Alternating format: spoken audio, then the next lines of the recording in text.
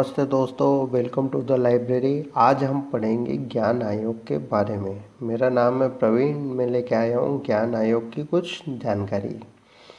तो दोस्तों, साथ साथ में नोट्स बनाते चलना है। यही नोट्स हैं जो कॉलेज में भी काम आएंगे और आपके नेट की जो एग्ज़ाम है उसमें भी काम आएंगे। तो ज्ञान आयोग के बारे में देख लेते हैं। तो ज्ञान आयोग क्या था साहब? तो ज्ञान आयोग टोटल मिला के एक कुछ 3 सदस्यीय या 4 सदस्यीय एक आयोग था। ये 13 जून 2005 को बनाया गया था। मनमोहन सिंह जी के कार्यकाल में ये क्वेश्चन ऐसा का ऐसा ही एग्ज़ाम में आया हुआ है, नेट की एग्ज़ाम में। अब इसकी अवधि थी 3 साल के लिए और इसके जो पहले अध्यक्ष थे वो थे सैम पेत्रोदा। और ये प्रधानमंत्री की उच्च स्तरीय सलाहकार समिति थी जो प्रधानमंत्री को टोटल मिला के ये बता सके कि साहब देश में किस रिफॉर्म की ज़रूरत है। और इस रिपोर्ट ने मतलब जो अपनी अंतिम रिपोर्ट थी 2009 में पेश करी। और जो इसका पहला प्रतिवेदन था उस पहले प्रतिवेदन का जो नाम था वो नाम था राष्ट्र के नाम प्रतिवेदन। और ये 5 भागों में विभक्त था साहब, विभाजित बटा हुआ था। मतलब ये जो प्रतिवेदन था 5 भागों में बटा हुआ था। तो हम देखेंगे कि ये 5 कौन से भाग थे। तो इन 5 भागों को देख लेते हैं। तो ये 5 भाग थे: ज्ञान की सुलभता, ज्ञान के सिद्धांत, क्या क्या सिद्धांत होने चाहिए, कैसा ज्ञान मिलना चाहिए, ज्ञान की सुलभता में कैसी सुलभ तरीके से ज्ञान मिल जाए, सृजन, हमको क्या क्या चीज़ बनाना है और क्या क्या चीज़ बननी चाहिए जिससे ज्ञान जल्दी से जल्दी और आसानी से मिल सके, अनुप्रयोग, अब ज्ञान मिल गया, सब कुछ हो गया, तो अब उसका यूज़ कहाँ पे करेंगे। तो वो यूज़ के लिए जो इंफ्रास्ट्रक्चर बनाना है और उसका कैसे यूज़ करना है, इस चीज़ की तरफ भी ध्यान दिया गया था। और इसमें नंबर 5 पे आता सेवाएं। तो साहब बहुत सारे लोग हैं, अब उनको ज्ञान मिल गया, सब कुछ हो गया, तो उनसे सेवाएं कैसे ली जाएंगी और उनको सेवाएं कैसे दी जाएंगी, इस चीज़ में ये प्रतिवेदन बटा हुआ था। इस प्रतिवेदन का नाम था राष्ट्र के नाम प्रतिवेदन। देख लेना है इसको। अब इसमें आगे देखते हैं। तो दोस्तों, ये मेरा टेलीग्राम ग्रुप है, यहाँ पे आप ज्वाइन हो सकते हैं। यहाँ पे मैं बहुत सारे एमसीक्यू, अपने वीडियो की लिंक और पूरे इंडिया के जितने भी न्यूज़पेपर होते हैं मैक्सिमम मैं यहाँ पे पीडीएफ फॉर्म में डालता हूँ ताकि आप करंट से अपडेट बने रहें। और ये मेरा ईमेल एड्रेस, आप मुझसे इस पे कभी भी ज्वाइन हो सकते हैं, कनेक्ट हो सकते हैं, देख लीजिएगा। तो ज्ञान आयोग जो बन गया था, अब इसने क्या क्या काम करें इस चीज़ को हम देखते हैं। तो ज्ञान आयोग शिक्षा, विज्ञान एवं प्रौद्योगिकी, कृषि, उद्योग, प्रशासन आदि पे ध्यान केंद्रित करना और उसकी सुधार की जो दिशा थी वो तय करना है। किस में क्या खामियां हैं, क्या किस चीज़ की ज़रूरत है, कैसे हम इसको और आगे बढ़ा सकते हैं, इस चीज़ के विषय में चिंता करना। और इसकी चिंता के विषय भी थे। चिंता की विषय ये थी कि ज्ञान को अब हम सुलभता से दे तो दें, प्रदान कर दें, लेकिन ऐसा तो नहीं हो सकता ना कि हम रोड पर खड़े होकर चिल्लाना चालू कर दें। उसके लिए भी एक ढांचा तैयार करने की ज़रूरत है, प्रॉपर स्कूल बनाने की ज़रूरत है ताकि स्टूडेंट वहाँ पे आए, पढ़ाई करे। तो वो कैसे होगा, उसका इंफ्रास्ट्रक्चर कैसे तैयार होगा, उसमें कितना सारा व्यय लगेगा, ये सारे इनकी चिंता के विषय थे कि उनको संरक्षण करना, अंतिम व्यक्ति तक लाभ पहुंचाना, ये सब उनकी चिंता के विषय के अंतर्गत आते थे। तो हम ये तो ज्ञान आयोग के कार्य थे। इसके आगे इसके और भी बहुत सारे महत्वपूर्ण काम थे, जैसे कि उच्च शिक्षा। जो 12वीं के बाद की जो शिक्षा होती है वो उच्च शिक्षा होती है, तो वो श्रेष्ठ से श्रेष्ठ हो। ऐसा ना हो कि साहब पढ़ लिए, लिख लिए, डिग्री ले ली, घर पे बैठे, ऐसा सिस्टम नहीं हो। वो उच्च से उच्च हो ताकि उसको आसानी से काम मिले, उसको उस शिक्षा का पूरा पूरा ज्ञान हो। इस हिसाब से विज्ञान तथा प्रौद्योगिकी की प्रयोगशाला स्थापित करना। तो पहले क्या था कि अभी भी बहुत सारे स्कूल, कॉलेज वगैरह में ये जो प्रयोगशाला होती है ये कहाँ होती है। टोटल मिला के जितने भी प्रैक्टिकल होते हैं वो किताबों की थ्योरी में चलते हैं, ये सत्य है इंडिया का। और अगर आप वैसे देखें तो प्रैक्टिकल होता है, सब कुछ होता है, लेकिन ये प्रयोगशालाएं स्थापित करने की ज़रूरत थी कृषि के क्षेत्र में भी देखो तो साहब हमारी जो मिट्टी है उसका परीक्षण होना ज़रूरी था, नहीं तो मालूम ही नहीं पड़ता कौन सा खाद है, बस ऐसे यूरिया लाए और डाल दिए, ऐसा काम नहीं चलता है। उसको प्रॉपर तरह से टेस्टिंग होना ज़रूरी है। तो ये वो चीज़ के लिए था कि जितनी प्रयोगशालाएं स्थापित होगी, जितने शोध हो सकेंगे और जितने हमें रिजल्ट मिलेंगे, उसी के आधार पर हम अच्छे से अच्छा रिजल्ट दे पाएंगे। तो ये सिस्टम था। इसके बाद में जो खेती वाला सिस्टम है कि खेती और उद्योगों के ज्ञान को बढ़ावा देना, तो आपने देखा होगा कि खेती में भी एक एग्रीकल्चर रिफॉर्म हुआ था, वो स्वामीनाथन के साथ में हुआ था। स्वामीनाथन जी ने किया था वो हरित क्रांति वगैरह। तो उसी से रिलेटेड अगर आप इसको देखें तो ये देखना कि जैसे कि खेती है, तो खेती में पहले लोग बाग क्या सिर्फ खाने के लिए गेहूँ चावल इन फसलों पे ही डिपेंड थे। लेकिन फिर बाद में दूसरी फसलें आई, व्यापारिक फसलें जिनको बोलते हैं, जिनको सिर्फ खाने के लिए ना व्यापार के लिए भी हम उगाते थे, जैसे कि संतरा हुआ, फल फ्रूट हुए, जूट हुआ, पटसन हुआ, गन्ना हुआ। तो ये सब व्यापारिक फसलें हैं। तो ये इनका जो ज्ञान है, उद्योगों को बढ़ावा, जैसे कि आज इंडिया सबसे मोस्ट कंट्री है मेडिसिन के लिए। दुनिया की 30% मेडिसिन इंडिया में बनती है, 30%।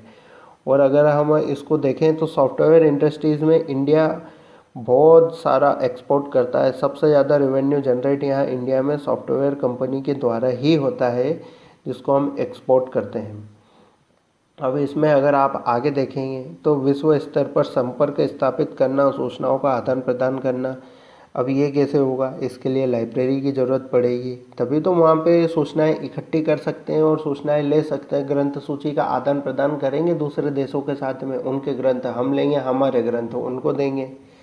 तो ये विश्व स्तर पर संपर्क स्थापित करने के लिए टोटल मिला के नेट की ज़रूरत भी पड़ेगी, हर चीज़ की ज़रूरत पड़ेगी। तो इस चीज़ के बारे में जो भी डिस्कशन था वो ज्ञान आयोग ने सोचा और इस दिशा में कदम बढ़ाए, जहाँ जहाँ कमी थी उसे सुधारा। इसमें अगर हम आगे देखते हैं तो ज्ञान आयोग ने राष्ट्रीय मतलब कुछ अनुशंसाएं की थी, सिफारिशें, जिन्हें आम लैंग्वेज में बोल सकते हैं। तो अब इसमें देखेंगे कि साहब इनने शिक्षा के क्षेत्र में जो भी अनुशंसाएं की थी, ये उसके बारे में।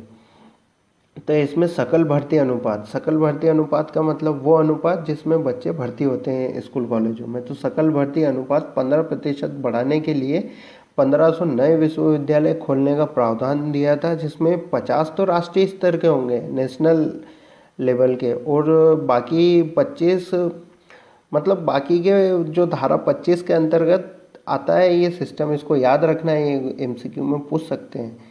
तो ये धारा 25 के अंतर्गत कोई भी कंपनी या संस्था बाकी के स्थापित कर सकती थी, जिनमें सरकार भी हो, संस्था भी हो, लोग हैं। बहुत सारे कॉलेज खुले, उसके बाद में देखा जाए तो बहुत सारे कॉलेज खुले भी सही, एक तरह से क्रांति आ गई स्कूलों के खुलने में। आजकल तो गली गली मोहल्ले मोहल्ले में स्कूल खुल गए।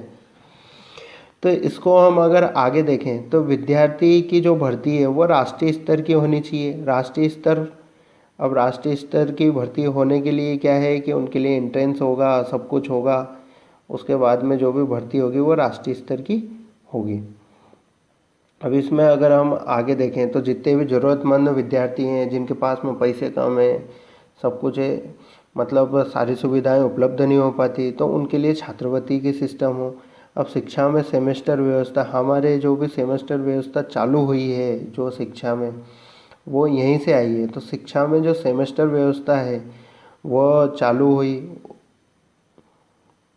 और लास्ट में जो टीचर हमको पढ़ाते हैं वही हमारे मूल्यांकन करें। जो भी हमारे टीचर हुए, जो भी है, वो विद्यार्थी को पढ़ाएंगे और वही उनका मूल्यांकन करेंगे, ये है। और गुणवत्ता पर नज़र रखने के लिए एक राष्ट्रीय मूल्यांकन आयोग की स्थापना की भी इन्होंने जोर दिया था। राष्ट्रीय मूल्यांकन आयोग क्या करेगा कि ये राष्ट्रीय विश्वविद्यालय और दूसरे विश्वविद्यालय एक दूसरे में कॉपी चेंज कर सकेंगे। जैसे हम नहीं कहते थे कि हमारे बोर्ड की एग्ज़ाम है तो हम 10वीं की एग्ज़ाम हमने यहाँ दी, यहाँ के स्कूल में दिए, और हमारी कॉपी भोपाल जाएगी, वहाँ पे चेक होगी।